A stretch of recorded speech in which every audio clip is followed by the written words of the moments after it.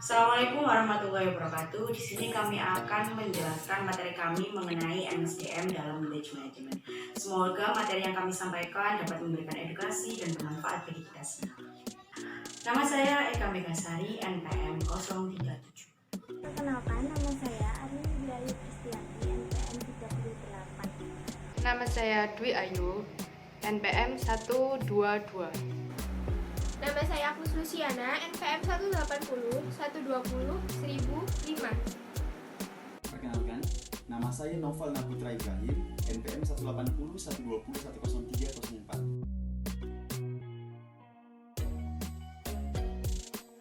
Mengenal apa itu knowledge management, sebaiknya kita harus mengetahui pengertian dari knowledge management. Nah, di sini aku akan menjelaskan mengenai pengertian knowledge management. Apa itu knowledge? Knowledge yaitu suatu informasi dengan panduan untuk melakukan suatu aktivitas dengan pandangan dan pengetahuan. Sedangkan manajemen adalah suatu proses dalam untuk mencapai tujuan tertentu organisasi atau perusahaan dengan memanfaatkan sumber daya yang dimiliki.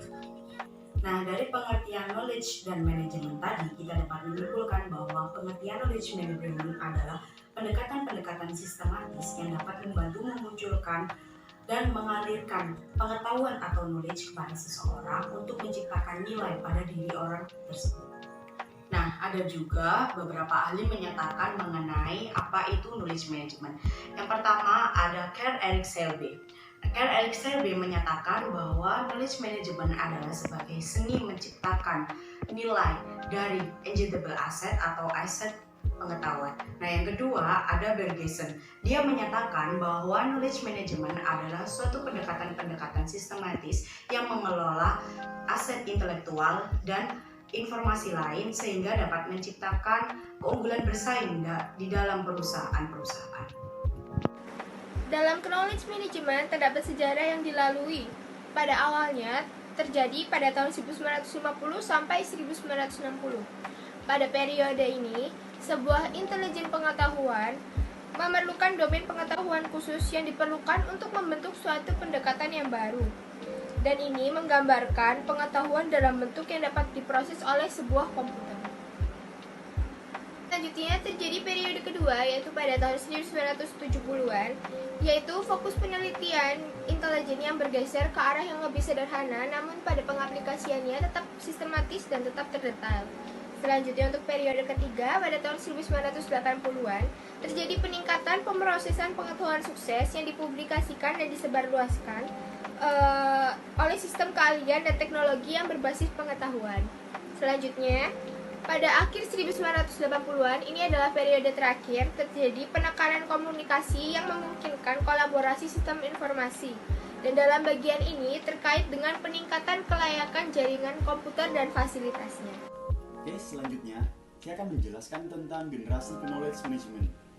Menurut Tommy, pada tahun 1970-an, generasi knowledge management ini terbagi menjadi 3, yaitu generasi pertama dicirikan karena berfokus pada information sharing, information report theories, dan intellectual capital accounting. Meningkatnya informasi pada masyarakat menyebabkan generasi pertama manajemen pengetahuan akan selalu hidup dan ada.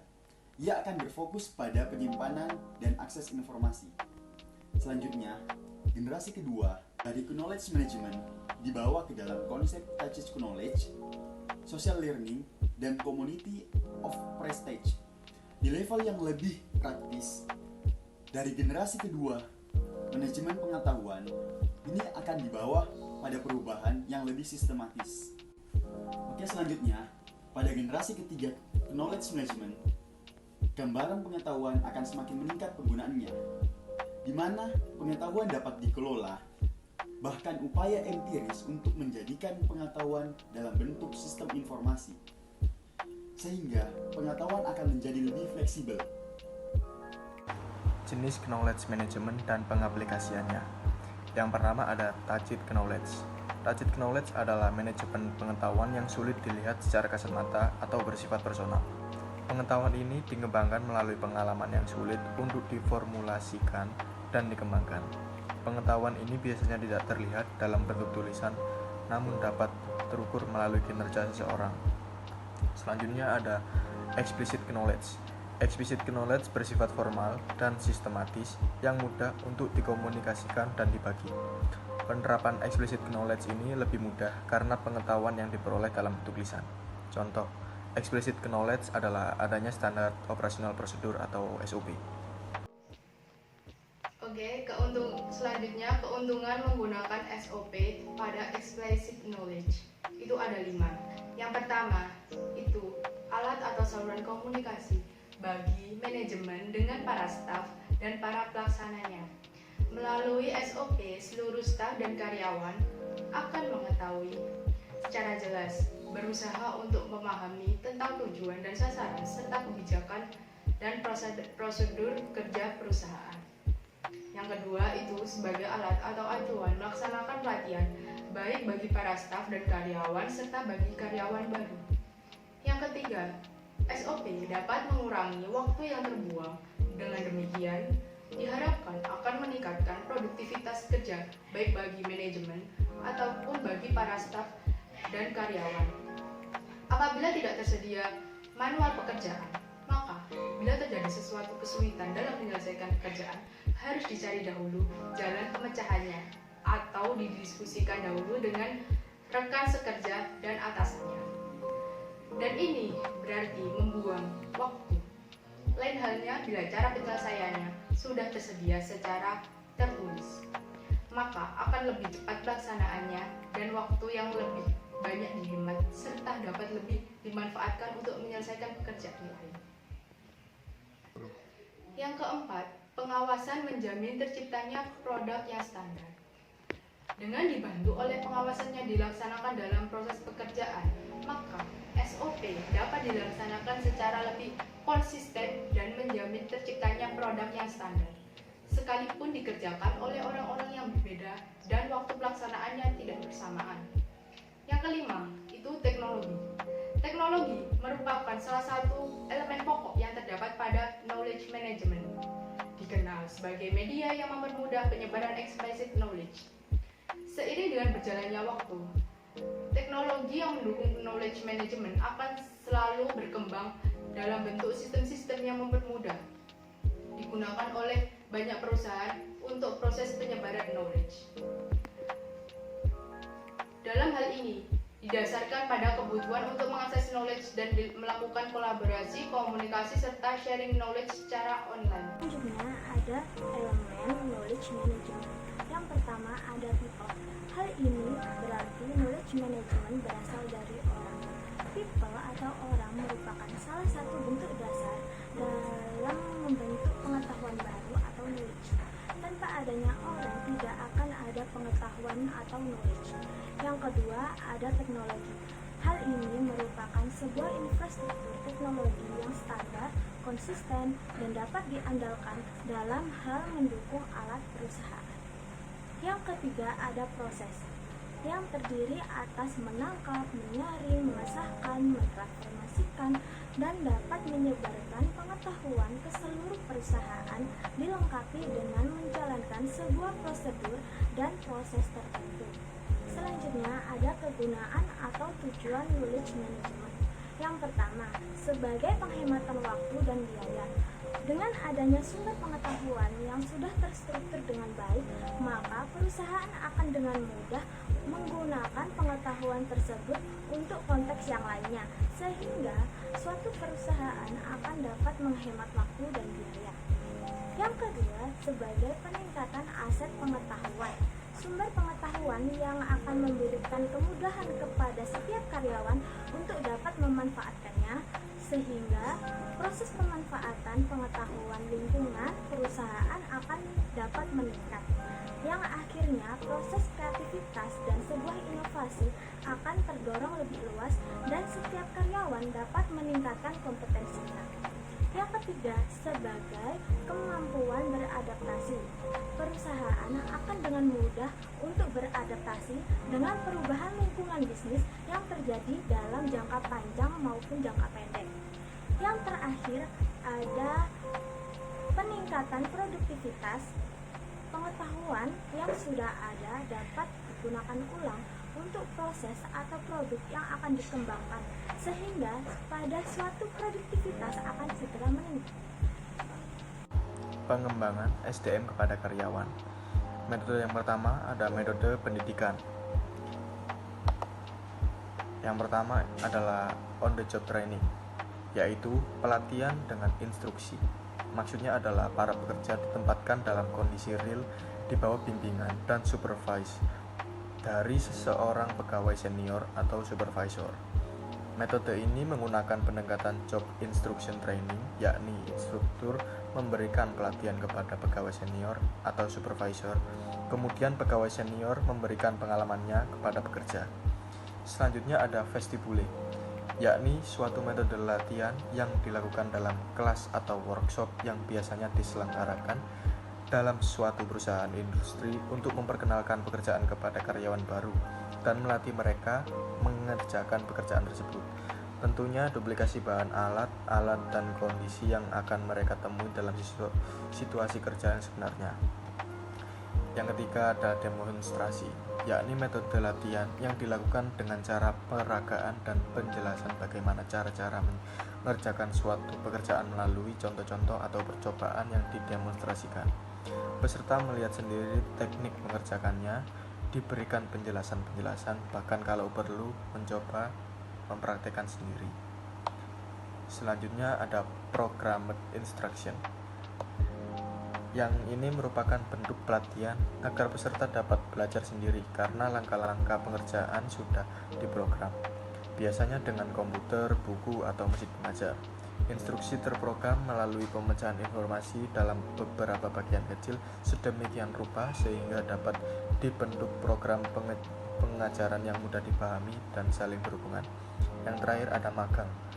Magang ini melibatkan pembelajaran dari pekerja yang lebih berpengalaman dan dapat ditambah pada teknik of the job training. Banyak pekerja keterampilan tangan seperti tukang pipa dan kayu dilatih melalui program magang resmi. Asistensi dan kerja sambilan bisa disamakan dengan magang karena menggunakan partisipasi tingkat tinggi dari peserta sekaligus memiliki feedback yang tinggi pula. Selanjutnya, pengembangan dengan menggunakan metode lecturing. Yang pertama adalah seminar. Metode ini menggunakan pendekatan ceramah atau presentasi dan instruktur. Gunanya tentu untuk meningkatkan kemampuan manajerial para pemimpin. Metode ini digunakan dalam suatu classroom dengan jangkauan audiens yang banyak. Yang kedua ada lokakarya, menggunakan pendekatan yang mirip dengan seminar, yakni menggunakan ceramah atau presentasi. Namun bedanya, peserta tidak pasif mendengarkan begitu saja, tapi juga turut diminta partisipasinya dalam memecahkan suatu masalah. Yang ketiga itu ada other study, hampir sama dengan on the job training, hanya bedanya dilakukan dalam tataran kepemimpinan, di mana calon pemimpin dipersiapkan untuk menggantikan jabatan atasannya. Calon dipersiapkan untuk mengisi jabatan apabila pemimpinnya berhenti. Yang keempat itu rotasi pekerjaan. Adalah teknik pengembangannya dilakukan dengan cara memindahkan peserta dari satu jabatan ke jabatan lainnya secara periode untuk menambahkan kelebihan dan kecakapannya pada setiap jabatan. Hal ini merupakan antisipasi jika ia dipromosikan, ia akan siap memiliki pengetahuan dan kapasitas yang baik. Yang kelima ada coaching dan konseling. Coaching adalah suatu metode pendidikan dengan cara atasan mengajarkan keahlian dan keterampilan kerja kepada bawahannya. Dalam metode ini, supervisor diperlukan sebagai petunjuk untuk memberitahukan kepada para peserta mengenai tugas yang akan dilaksanakan dan bagaimana cara mengerjakannya. Sedangkan konseling adalah suatu cara pendidikan dalam melakukan diskusi antara pekerja dan manajer mengenai hal-hal yang sifatnya pribadi seperti keinginannya, ketakutannya, dan aspirasinya. Selanjutnya ada tujuan pengembangan karyawan. Yang pertama ada produktivitas kerja. Produktivitas kerja digunakan untuk meningkatkan kualitas dan kuantitas karyawan. Yang kedua ada efisien. Efisien di sini yaitu mencakup efisien waktu, efisien tempat, efisien bahan baku, efisien tenaga kerja, efisien mesin dan lain-lain. Jadi di sini diharapkan bahwa karyawan dapat mengefisiensi hal-hal berikut. Nah, yang selanjutnya adalah untuk mengurangi kerusakan. Mengurangi kerusakan di sini semakin banyak pengetahuan yang dimiliki oleh karyawan, maka karyawan dapat mengurangi kerusakan dalam produksi. Nah, yang keempat ada mengurangi kecelakaan. Mengurangi kecelakaan di sini jadi perusahaan dapat mengurangi pengeluaran untuk pengobatan dari kecelakaan tersebut. Selanjutnya ada meningkatkan servis. Nah, meningkatkan servis yang kita lakukan di sini adalah dengan meningkatkan kualitas dan meningkatkan pelayanan. Di sini dapat menjadikan daya tarik tersendiri untuk pelanggan. Yang selanjutnya ada moral. Apa yang dimaksud moral di sini? Moral yang dimaksud adalah kita mengetahui apa keahlian dan keterampilan yang dimiliki karyawan. Selanjutnya kita meletakkan pada jabatan atau pada pekerjaan yang sesuai dengan keterampilan dan kemampuan karyawan tersebut, sehingga mereka dapat bekerja dengan nyaman dan dapat bekerja dengan maksimal. Yang selanjutnya ada karir. Karir di sini adalah mengenai kita dapat menyupport apa yang dilakukan oleh karyawan. Kita dapat menggali lagi keterampilan, keahlian, dan kemampuan karyawan dan dapat meningkatkan prestasi karyawan tersebut. Nah, selanjutnya adalah konseptual. Apa yang dimaksud konseptual di sini? Yaitu kita sebagai pemimpin kita harus dapat cepat dan cekatan serta dapat tepat mengambil keputusan. Selanjutnya ada leadership. Leadership yang kita berikan di sini dapat memberikan motivasi, memberikan atau menanamkan jiwa kepemimpinan dan memberikan pandangan atau motivasi atau masukan kepada karyawan baik horizontal maupun vertikal. Selanjutnya ada insentif. Insentif adalah sebuah reward yang diberikan oleh perusahaan atas prestasi yang dilakukan oleh karyawan tersebut. Jadi karyawan dapat lebih termotivasi lagi untuk melakukan suatu pekerjaannya.